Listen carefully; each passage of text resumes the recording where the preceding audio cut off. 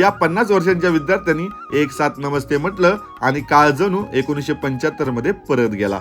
तर ते कसं, तर नमस्कार मित्रांनो, मी किरण साबळे आणि आज आपण आलोय आंबेगाव तालुक्यातील आसाने गावामध्ये. आज येथे वेगळाच उत्सव पाहायला मिळाला. नाव साधं, स्नेह संमेलन. आजच्या 2025 मध्ये त्याला म्हणतात गेट टू टुगेदर. पण अनुभव एकदम अनोखा आणि दांडगा होता.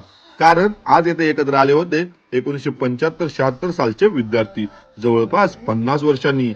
हो, 2025 मध्ये एकत्र बसून 50 वर्षापूर्वीच्या त्या शाळेच्या आठवणींना पुन्हा जिवंत करण्याचा हा क्षण जरा डोळे पाणवणारा आणि जरा हसवणारा होता. आणि हे सगळं विशेष बनवलं हे त्या 50 वर्षापूर्वीच्या विद्यार्थ्यांनी.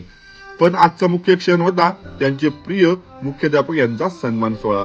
95 वर्षांचे सर आणि आजही चेहऱ्यावर आगळं वेगळं तेज. ते मंचावर आले तेव्हा सर्वांच्या नजरा एकदम स्थिरावल्या. काही विद्यार्थ्यांनी जुन्या शाळेचे किस्से सांगितले, तर कोणीतरी घरच्या गरिबीमुळे शिक्षण थांबण्याची वेळ आली, पण आम्हाला सरांनी मदत केली म्हणून आम्ही पुढे शिकलो, अशी मनाला भिडणारी कहाणी ऐकून सर्व शांत झाले. या स्नेह संमेलनाने दाखवलं की शिक्षक आणि विद्यार्थ्यांचं नातं काळाच्या पलीकडचं असतं.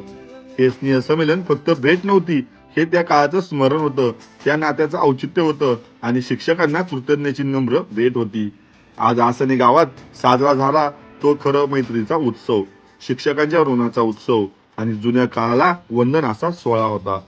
काळ बदलतो, पिढ्या बदलतात, पण अशा भेटी मात्र इतिहासात नव्हे तर मनात कायम जिवंत राहतात.